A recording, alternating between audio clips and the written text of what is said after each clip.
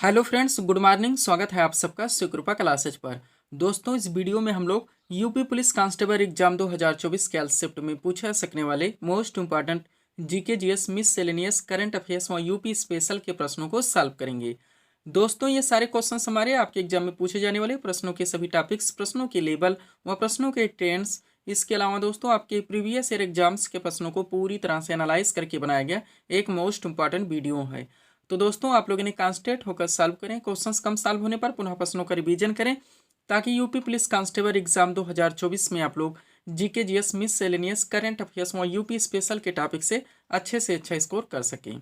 ध्यान रखें दोस्तों, आपके एग्जाम में आपका पूरा जीके यानी कि हिस्ट्री, पॉलिटी, जियोग्राफी, इकोनॉमिक्स, आपका पूरा मिससेलेनियस यानी विविध का चैप्टर, पूरा आपका जीएस यानी कि जनरल साइंस, करंट अफेयर्स व यूपी स्पेशल, इन सभी टॉपिक्स का अच्छा खासा वेटेज है। 76 नंबर्स के क्वेश्चंस इन सभी टॉपिक से पूछे जाएंगे।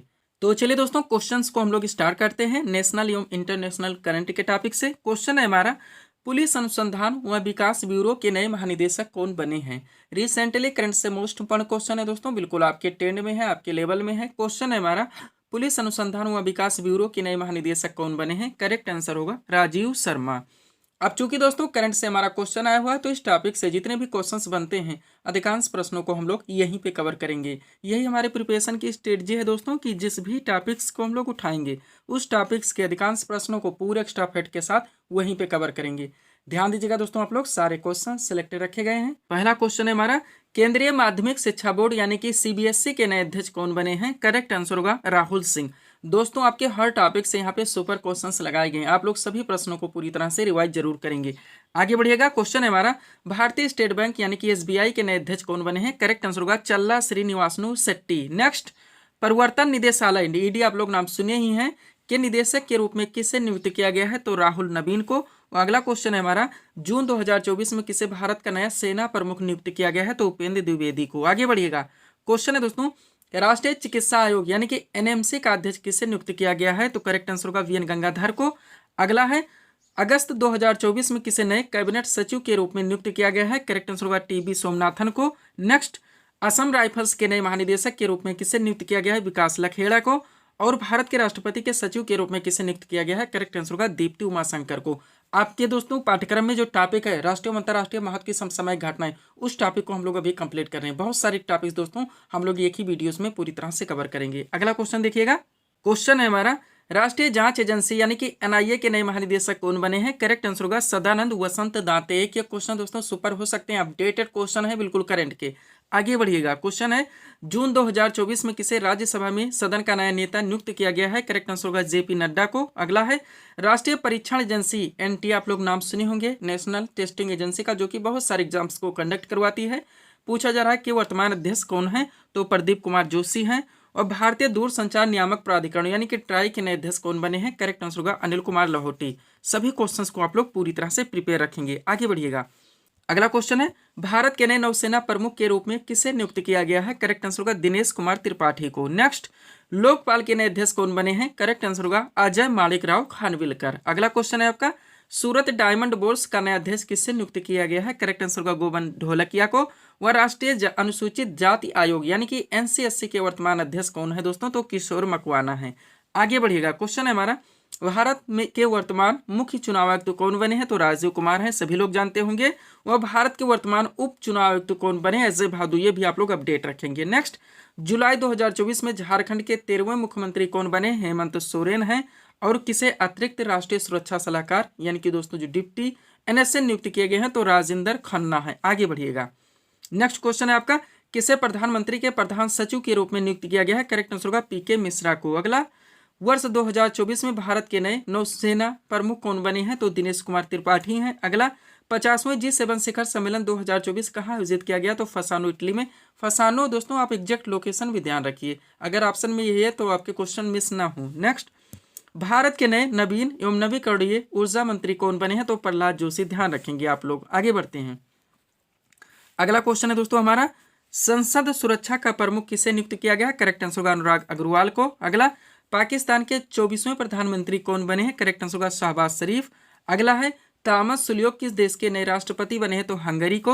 और करंट का आपका लास्ट क्वेश्चन है, महाराष्ट्र भूषण पुरस्कार 2024 से किसे सम्मानित किया गया? करेक्ट आंसर होगा डॉक्टर प्रदीप महाजन को। ये करंट के क्वेश्चन थे दोस्तों, जिनको हम लोगों ने एक साथ कवर किया। अभी आगे चलेंगे नेक्स्ट टॉपिक की ओर। थोड़ा सा पीडीएफ के बारे में बात करेंगे दोस्तों। ऑलरेडी 3 पीडीएफ यहाँ पे हमारा लगा हुआ है। पहले बात कर लेते हैं दोस्तों, इसमें हम लोग यूपी पुलिस कांस्टेबल एग्जाम 2024 नया वर्जन दोस्तों इसका हमारे द्वारा रेडी किया गया था, जो कि अभ्यर्थियों को दिया गया। पीडीएफ अभी दोस्तों जिनके पास रिवाइज करने का समय है आप ले सकते हैं, 100 रुपीज़ पेड फीस है। व्हाट्सअप नंबर आप लोगों के सामने, जहां पर आप जुड़कर पीडीएफ ले सकते हैं। सेकंड पीडीएफ जो हमारे द्वारा दोस्तों कंप्लीट किया गया, आरपीएफ कांस्टेबल एग्जाम 2024 का 100 रुपीज़ इसकी भी पेड फीस है। और एसएससीएल एग्जाम्स का भी रेडी कर दिया गया, जिसमें आपके 2 एग्जाम दोस्तों ऑलरेडी हो चुके हैं। आपका सीपीओ सीएचएसएल हो चुका है, आपका सीजीएल लगा हुआ है, उसके बाद एमटीएस और जीडी भी आने वाली है। ध्यान रखेंगे 100 रुपीज़ इसकी भी पेड फीस है। चलते हम लोग अगले टॉपिक्स की ओर।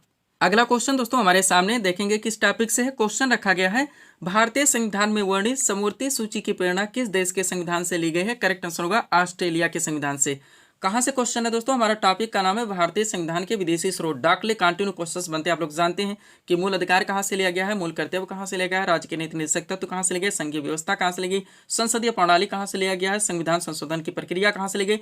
तो जितने फैक्ट इस टॉपिक से बन सकते हैं दोस्तों, जितने क्वेश्चंस हो सकते हैं, सब कुछ पूरी तरह से सीट में कवर कर लिए गए।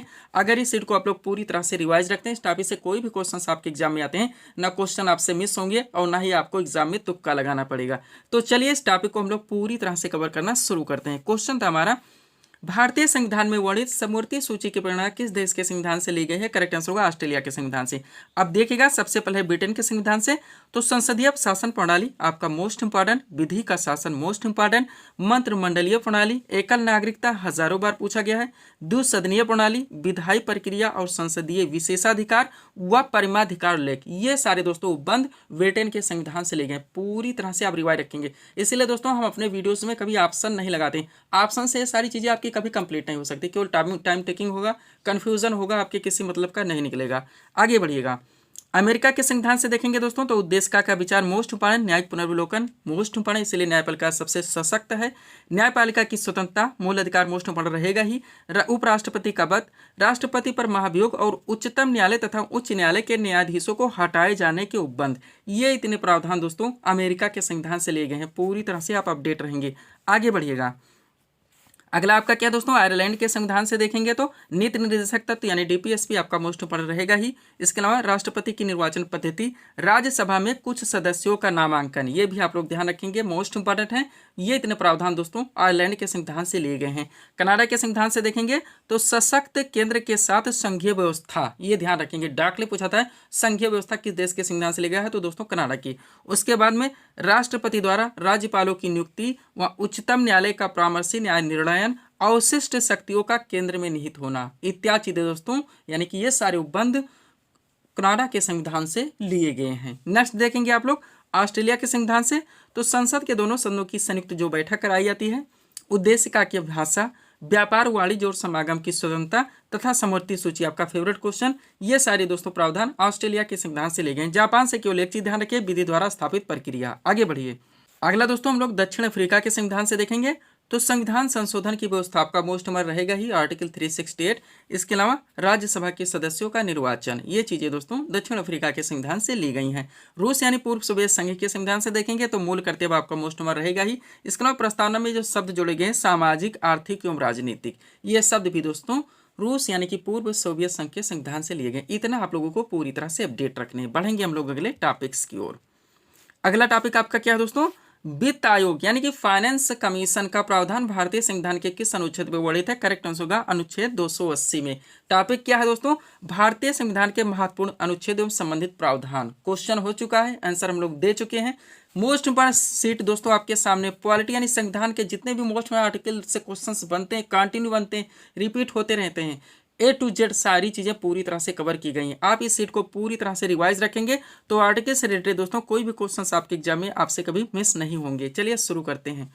एक तरफ संबंधित प्रावधान दिए गए, दूसरी तरफ महत्वपूर्ण अनुच्छेद दिए गए। सबसे पहले संघ का नाम और राज्य क्षेत्र की बात की जाए तो इसका प्रावधान भारतीय संविधान के अनुच्छेद 1 में है। नए राज्यों का प्रवेश या स्थापना का प्रावधान भारतीय संविधान के अनुच्छेद 2 में। जितने इंपॉर्टेंट है पूरी तरह से कवर ध्यान रखेंगे। नेक्स्ट, संविधान के प्रारंभ के समय नागरिकता या नागरिकता संबंधी प्रावधान भारतीय संविधान के अनुच्छेद 5 में है।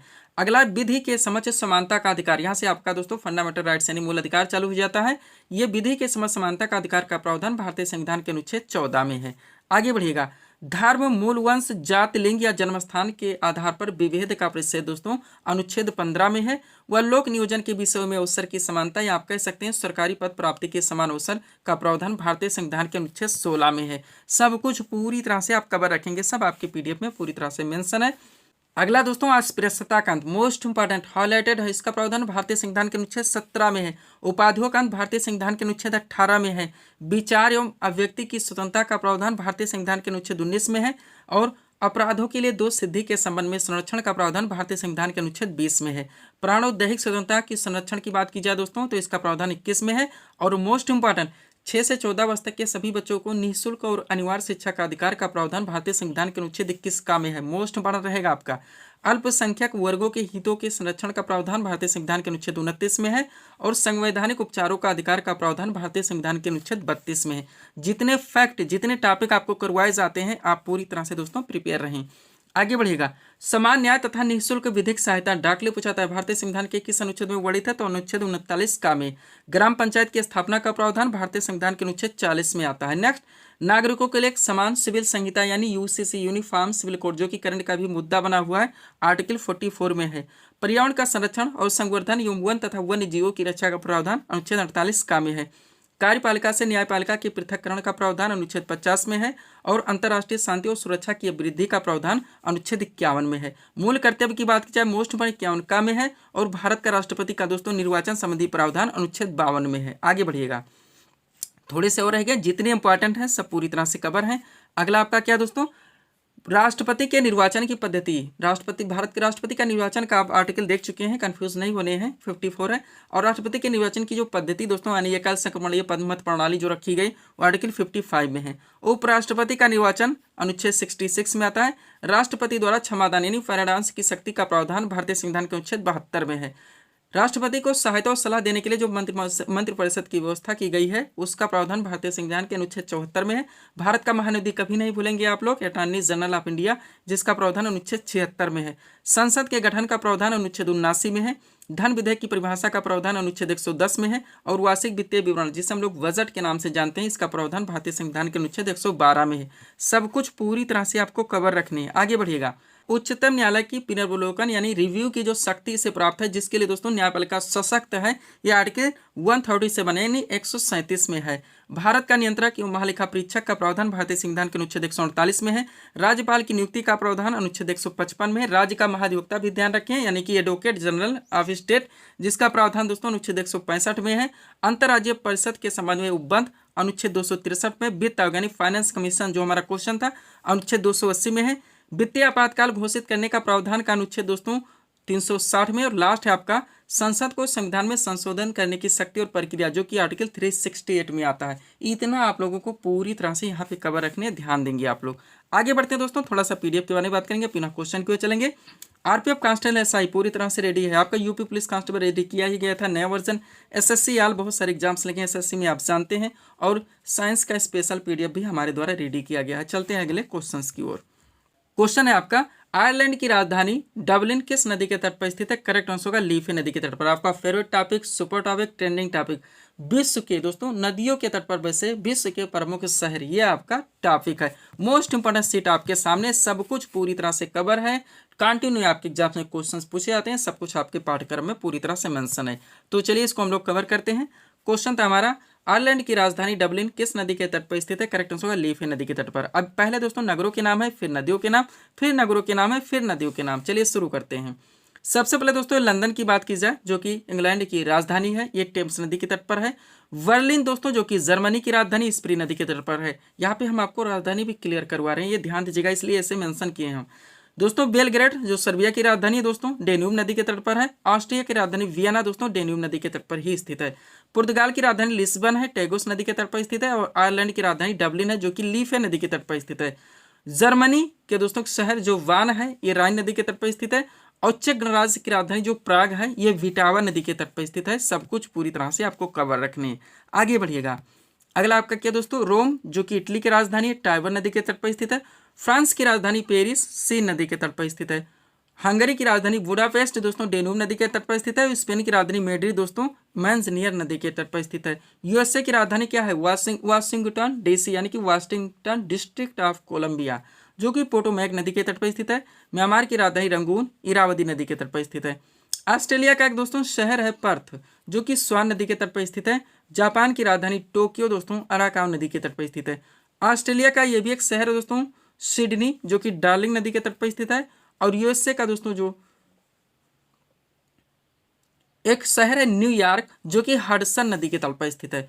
पाकिस्तान का एक शहर दोस्तों कराची, जो कि सिंधु नदी के तट पर स्थित है। पाकिस्तान का एक शहर है जो कि लाहौर, ये रावी नदी के तट पर स्थित है। दोनों ध्यान रखेंगे, कराची सिंधु और दोस्तों लाहौर रावी। लास्ट है दोस्तों चीन का जो एक शहर है शंघाई, ये यांग से क्यांग नदी के तट पर स्थित है। और इराक की जो राजधानी है बगदाद, ये टिग्रिस नदी के तट पर स्थित है। सब कुछ पूरी तरह से आपको कवर रखने हैं। ये थे हमारे विश्व के नदियों के तट पर स्थित प्रमुख नगर। आगे बढ़ते हैं हम लोग अगले टॉपिक्स की ओर। अगला टॉपिक आपका क्या दोस्तों?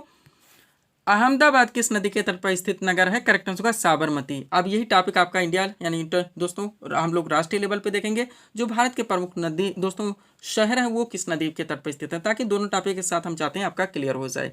चलिए शुरू करते हैं। सब कुछ पूरी तरह से कवर है, सीट आपके सामने है। क्वेश्चन था हमारा, अहमदाबाद किस नदी के तट पर स्थित नगर है? Correct answer Sabarmati. अब पहले नगर के नाम है, फिर नदी के नाम, फिर नगर के नाम, फिर नदी के नाम। इसमें आपको कुछ बताने की आवश्यकता नहीं है। आगरा यमुना नदी के तट पर स्थित है। अहमदाबाद साबरमती नदी के तट पर स्थित है। कटक महानदी के तट पर स्थित है। कोलकाता हुगली नदी के तट पर स्थित है। हरिद्वार गंगा नदी के तट पर स्थित है। गुवाहाटी ब्रह्मपुत्र नदी के तट पर स्थित है। नासिक आपका गोदावरी नदी के तट पर स्थित है। पणजी जो है वो मांडवी नदी के तट पर स्थित है। राजधानी आपको स्टेट की आती होंगे। आगे बढ़िएगा। अगला के दोस्तों उज्जैन, जो कि क्षिप्रा नदी के तट पर स्थित है। सूरत ताप्ती नदी के तट पर स्थित है। श्रीलंगन नगर झेलम नदी के तट पर स्थित है। अयोध्या सरयू नदी के तट पर स्थित है। तिरुचिरापल्ली कावेरी नदी के तट पर स्थित है। हैदराबाद मूसी नदी के तट पर स्थित है। जौनपुर गोमती नदी के तट पर स्थित है। संबलपुर महानदी के तट पर स्थित है। डिब्रूगढ़ ब्रह्मपुत्र नदी के तट पर स्थित है। लखनऊ गोमती नगर गोमती नदी के तट पर स्थित है। पटना आपका दोस्तों गंगा नदी के तट पर स्थित है। इलाहाबाद जिसका नाम चेंज करके प्रयागराज रखा गया, गंगा यमुना नदी के तट पर स्थित है। इतना आप लोगों को यहाँ से पूरी तरह से कवर रखने हैं। पीडीएफ के लिए व्हाट्सअप नंबर है। चलते हम लोगों के लिए टॉपिक्स की ओर।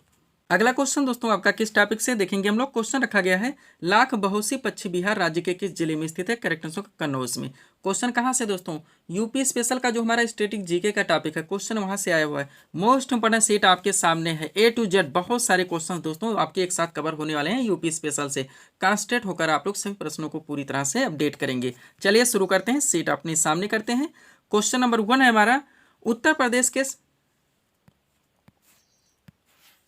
उत्तर प्रदेश में सर्वप्रथम किस पश्चिम बिहार की स्थापना की गई थी? तो नवाबगंज पश्चिम बिहार की। नेक्स्ट, नवाबगंज पश्चिम बिहार उत्तर प्रदेश के किस जिले में स्थित है? तो उन्नाव में। अगला है, नवाबगंज पश्चिम बिहार का नया नाम क्या है? तो शहीद चंद्रशेखर आजाद पश्चिम बिहार। अगला, चौधरी चरण सिंह स्टेडियम उत्तर प्रदेश के किस जिले में स्थित है? तो मुजफ्फरनगर में। कहाँ पे? मुजफ्फर। हर क्वेश्चन से आप लोग पूरी तरह से क्लियर रहेंगे। नेक्स्ट, चौधरी चरण सिंह हवाई अड्डा उत्तर प्रदेश के किस जिले में स्थित है? तो लखनऊ में। अगला है, उत्तर प्रदेश की प्रथम महिला मुख्यमंत्री कौन बनी थी? तो सभी लोग जानते हो सुचित्रा कृपलानी है। उत्तर प्रदेश का सबसे ज्यादा साक्षरता दर वाला जिला कौन सा है? तो गौतम बुद्ध नगर है। इसी के साथ देखेंगे उत्तर प्रदेश का न्यूनतम साक्षरता दर वाला जिला कौन सा है? तो श्रावस्ती। आगे बढ़िएगा।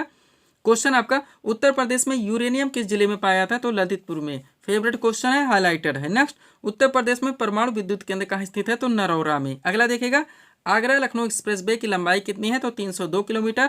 वह उत्तर प्रदेश में प्रथम रेलगाड़ी कब चलाई गई थी? करेक्ट आंसर होगा 1859 में। कहाँ से?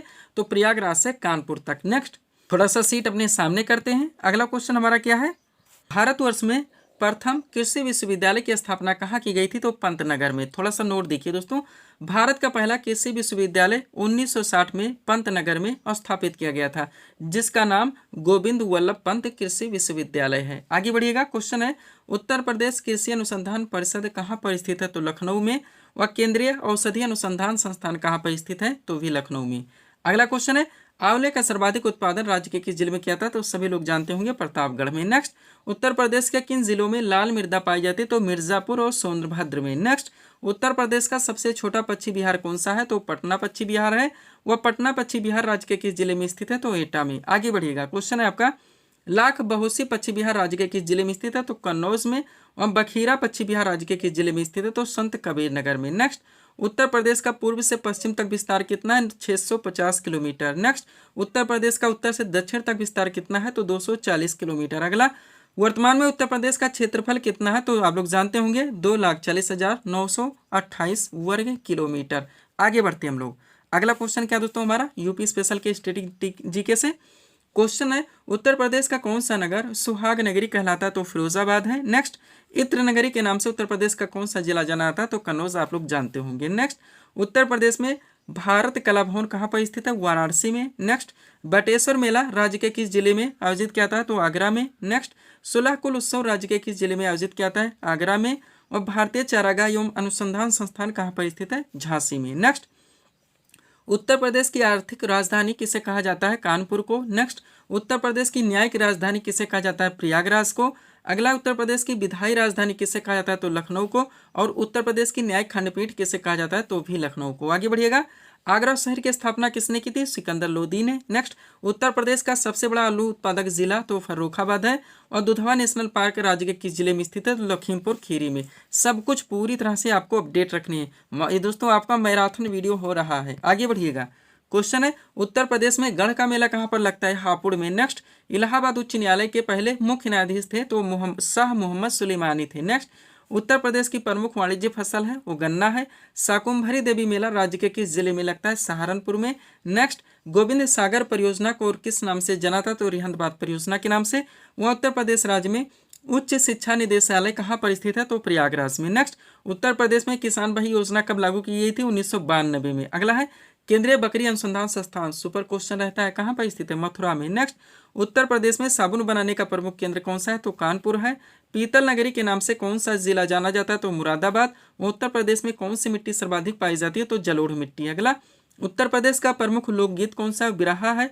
उत्तर प्रदेश का राजकीय नृत्य कौन सा है? कथक है। नेक्स्ट, उत्तर प्रदेश में राष्ट्रीय कथक संस्थान कहाँ पर स्थित है? तो लखनऊ में। सब कुछ पूरी तरह से आप प्रिपेयर रखेंगे। आगे बढ़िएगा, थोड़े क्वेश्चन और हैं, पुनः हम लोग अगले टॉपिक की ओर चलेंगे। अगला क्वेश्चन है आपका, उत्तर प्रदेश में जैन एवं बौद्ध दोनों का प्रसिद्ध तीर्थ स्थान कौन सा है? तो कौशाम्बी है। नेक्स्ट, नौचंदी मेले का आयोजन राज्य के किस जिले में किया जाता है? मेरठ में। अगला है, मोतीलाल नेहरू बाल संग्रहालय उत्तर प्रदेश के किस जनपद में स्थित है? लखनऊ में। और उत्तर प्रदेश में बरसाना होली किस जनपद में मनाई जाती है? तो मथुरा में। नेक्स्ट, ताज महोत्सव का आयोजन राज्य के किस जनपद में किया था? आगरा में। और प्रदेश में कैलाश मेला कहाँ पर आयोजित किया था? तो आगरा में। नेक्स्ट, देवा शरीफ मेला प्रदेश के किस जनपद में लगाया जाता है? बाराबंकी में। रामायण मेला राज्य के किस जिले में आयोजित होता है? चित्रकूट में। काम्पिल उत्सव राज्य के किस जिले में आयोजित किया था? तो फर्रुखाबाद में। और गोविंद साहब मेला प्रदेश में कहाँ लगाया था? तो आजमगढ़ में। नेक्स्ट, कबीर महोत्सव राज्य के किस जिले में संपन्न होता है? बस्ती में। उत्तर प्रदेश के किस जिले में सबसे कम मेले लगते हैं? पीलीभीत में। खिचड़ी मेला राज्य के किस जिले में आयोजित किया था? गोरखपुर में। और परिक्रमा मेला या पर्व आप कह सकते हैं कहाँ पर मनाता है? तो अयोध्या में। पूरी तरह से आप ध्यान रखेंगे। आगे बढ़िएगा। लास्ट क्वेश्चन आपका यूपी जीके से, पुनः हम लोग अगले टॉपिक को चलेंगे। क्या है? त्रिवेणी महोत्सव राज्य के किस जिले में मनाया था? तो प्रयागराज में। ध्यान रखेंगे। सब्सक्राइब करें आप हमारे स्टडी चैनल सुकृपा क्लासेस को इसी तरह के वीडियोस के लिए। अगला क्वेश्चन दोस्तों हमारा किस टॉपिक से देखेंगे हम लोग। क्वेश्चन रखा गया है, नीलाथोथा का रासायनिक नाम क्या है? करेक्ट आंसर होगा कॉपर सल्फेट। मोस्ट हमारा क्वेश्चन दोस्तों सुपर टॉपिक है आपका। डायरेक्टली क्वेश्चन पूछे जाते हैं दोस्तों रासायनिक पदार्थों की, आप लोग जानते हैं। तो सीट आपके सामने ये टू जेड सारी चीजें कवर की गई। रासायनिक सूत्र भी डाल दिया गया है दोस्तों, ताकि किसी भी ट्रेंड से आपके एग्जाम में क्वेश्चन पूछे जाए, आपसे क्वेश्चन मिस ना हो। तो चलिए इस टॉपिक को हम लोग पूरी तरह से कवर करना शुरू करते हैं। क्वेश्चन था हमारा, नीलाथोथा का रासायनिक नाम क्या है? करेक्ट आंसर होगा कॉपर सल्फेट। अब देखिएगा, सबसे पहले व्यापारिक नाम, फिर रासायनिक नाम, फिर रासायनिक सूत्र भी दे दिया गया है। सबसे पहले साधारण नमक, जिसका रासायनिक नाम सोडियम क्लोराइड होता है, इसका रासायनिक सूत्र NaCl होता है। बेकिंग सोडा की बात की जाए तो इसका रासायनिक नाम दोस्तों सोडियम बाइकार्बोनेट होता है और इसका रासायनिक सूत्र NaHCO3 होता है। धावन सोडा का बात की जाए दोस्तों, इसका रासायनिक नाम सोडियम कार्बोनेट होता है और इसका जो रासायनिक सूत्र होता है Na2CO3 होता है। कास्टिक सोडा की बात की जाए, रासायनिक नाम सोडियम हाइड्रोक्साइड होता है और जिसका रासायनिक सूत्र होता है दोस्तों वो NaOH होता है। सब कुछ पूरी तरह से आप प्रिपेयर रखेंगे। जो भी टॉपिक्स उठाए जाते हैं वहीं पे पूरी तरह से क्लियर कर दिए जाते हैं। नेक्स्ट, सुहागा की बात की जाए दोस्तों, इसका रासायनिक नाम बोरेक्स होता है। इसका रासायनिक जो सूत्र होता है Na2V4O7.10H2O। फिटकरी आप जानते हैं मोस्ट इंपॉर्टेंट रासायनिक नाम होता है इसका पोटेशियम एल्यूमिनियम सल्फेट रासायनिक सूत्र की बात की जाए K2SO4.Al2SO4 का होल 3.24H2O। व्यंजक चूर्ण की बात की जाए दोस्तों, रासायनिक नाम इसका ब्लीचिंग पाउडर होता है और इसका दोस्तों Ca होल में OCl.Cl इसका जो होता है रासायनिक सूत्र होता है। चूने का पानी रासायनिक नाम कैल्शियम हाइड्रोक्साइड होता है और इसका रासायनिक सूत्र होता है Ca होल में आपका OS और दोस्तों 2 आएगा। नेक्स्ट जिप्सम की बात की जाए, कैल्शियम सल्फेट इसका रासायनिक नाम है और रासायनिक सूत्र CaSO4.2H2O, ध्यान रखेंगे आप लोग। Next plaster of Paris most important, रासायनिक नाम कैल्शियम सल्फेट हेमीहाइड्रेट होता है और इसका जो रासायनिक सूत्र होता है CaSO4.1/2H2 होता है। चूना पत्थर की बात की जाए, रासायनिक नाम कैल्शियम कार्बोनेट होता है, रासायनिक सूत्र इसका होता है CaCO3। सब कुछ पूरी तरह से आप प्रिपेयर रखेंगे, रासायनिक सूत्र भी आप लोग ध्यान रखें। अगला क्या है आपका संगमरमर। संगमरमर का रासायनिक नाम कैल्शियम कार्बोनेट होता है, रासायनिक सूत्र इसका होता है CaCO3। शुष्क बर्फ का रासायनिक नाम ठोस कार्बन डाइऑक्साइड होता है, रासायनिक सूत्र होता है CO2। ब्लैक जिंक रासायनिक नाम जिंक सल्फाइड होता है, रासायनिक सूत्र ZnS होता है। भारी जल की बात की जाए, रासायनिक नाम ड्यूटीरियम ऑक्साइड होता है, इसका रासायनिक सूत्र D2O होता है।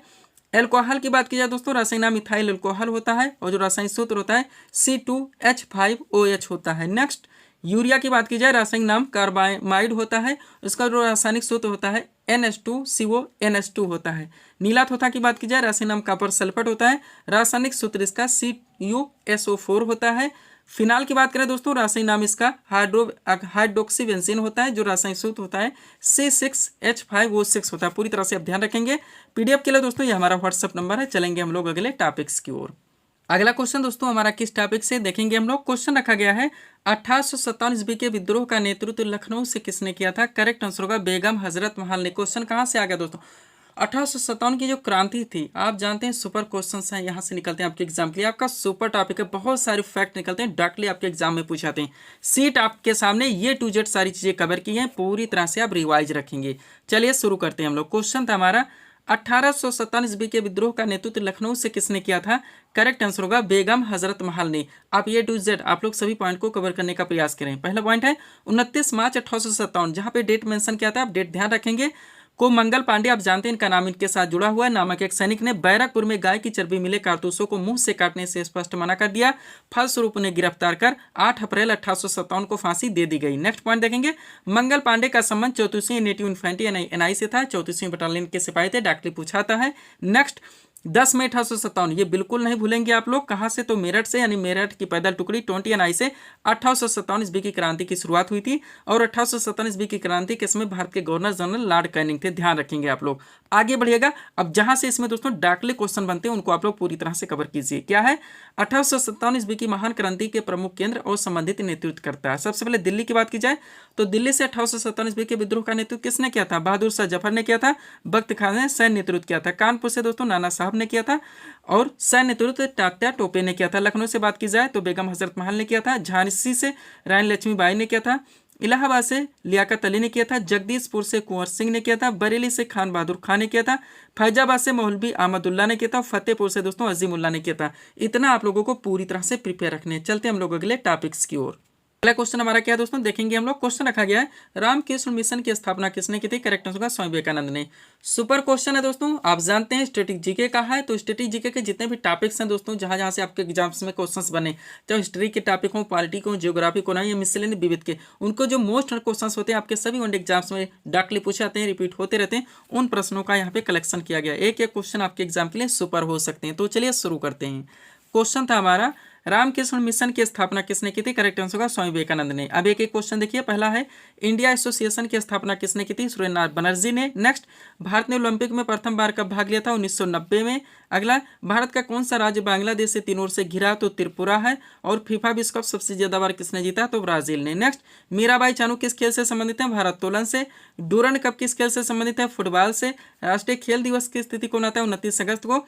और किताबुल हिंद के लेखक कौन है, अलबरूनी है। वह नंदवंश का अंतिम शासक कौन था, तो धनानंद थे। सब कुछ पूरी तरह से आप प्रिपेयर रखेंगे। आगे बढ़िएगा। अगला क्वेश्चन आपका क्या है, महात्मा बुद्ध ने अपने उपदेश किस भाषा में दिए, पाली भाषा। ग्रहों की गति का नियम किसने प्रतिपादित किया, केपलर ने। लंदन किस नदी के तट पर स्थित शहर है, तो टेम्स। और जूट उत्पादन में भारत का कौन सा स्थान है, तो पहला स्थान है। नेक्स्ट, भारत में समुद्री तटरेखा वाले राज्यों की संख्या टोटल 9 है। गंगा नदी बांग्लादेश में किस नाम से जानी जाती है? तो पद्मा के नाम से। नेक्स्ट, कौन सा भारतीय राज्य तीन तरफ से बांग्लादेश से घिरा हुआ है? तो त्रिपुरा है। कौन सा राजमार्ग भारत को बांग्लादेश से जोड़ता है? तो नेशनल हाईवे नंबर 112। अगला है, बांग्लादेश में गंगा और ब्रह्मपुत्र की संयुक्त धारा को किस नाम से जाना जाता है? तो मेघना के नाम से। नेक्स्ट, तीस्ता नदी जल विवाद भारत और किस देश के मध्य में है? तो बांग्लादेश। और भारत ने अपने किस पड़ोसी देश के साथ पंचशील समझौते पर हस्ताक्षर किए थे? तो चीन के साथ। नेक्स्ट, विश्व में किस देश की सीमा सर्वाधिक राष्ट्रीय सीमाओं को दोस्तों अंतर्राष्ट्रीय सीमाओं से लगती है? तो चीन की सीमा, टोटल 14 देशों के साथ। और भारत और चीन के बीच में कौन सी सीमा स्थित है? मैं ध्यान रखेंगे जो आपका दोस्तों टॉपिक है पाठ्यक्रम में आपके मेंशन है सिलेबस में, भारत और उनके पड़ोसी देश, वहां से क्वेश्चन आपके कवर हो रहे हैं। नेक्स्ट, भारत और पाकिस्तान के सीमा रेखा की लंबाई कितनी है? 3323 किलोमीटर। भारत और पाकिस्तान के मध्य में कौन सी सीमा स्थित है? तो रेड क्लिफ रेखा। आगे बढ़िएगा, अगला क्वेश्चन क्या है दोस्तों आपका? पहली बार क्वेश्चन पे ध्यान दीजिएगा, पाकिस्तान शब्द का प्रयोग किसने किया था? चौधरी रहमत अली ने। भारत का किस पड़ोसी देश के साथ कालापानी क्षेत्रीय विवाद है? नेपाल के साथ। नेपाल की संसद का नाम क्या है? राष्ट्रीय पंचायत। नेक्स्ट, आर्य समाज की स्थापना किसने की थी? स्वामी दयानंद सरस्वती ने। रामकृष्ण मिशन की स्थापना किसने की थी? स्वामी विवेकानंद ने। और सत्य शोधक समाज की स्थापना किसने की थी? ज्योतिबा फूले ने। अगला है, श्वेत क्रांति का संबंध किससे? दुग्ध उत्पादन से। नेक्स्ट, पंजाब केसरी किस महापुरुष का लोकप्रिय उपनाम है? लाला लाजपत राय का। प्रवासी भारतीय दिवस की तिथि को मनाता है 9 जनवरी को। और अंतर्राष्ट्रीय महिला दिवस की तिथि को मनाता है 8 मार्च को। सब कुछ पूरी तरह से आप प्रिपेयर रखेंगे। तो ये थे दोस्तों इस सीरीज के हमारे MCQ के प्रश्न जिनको यहाँ पे हम लोगों ने सॉल्व किए हैं।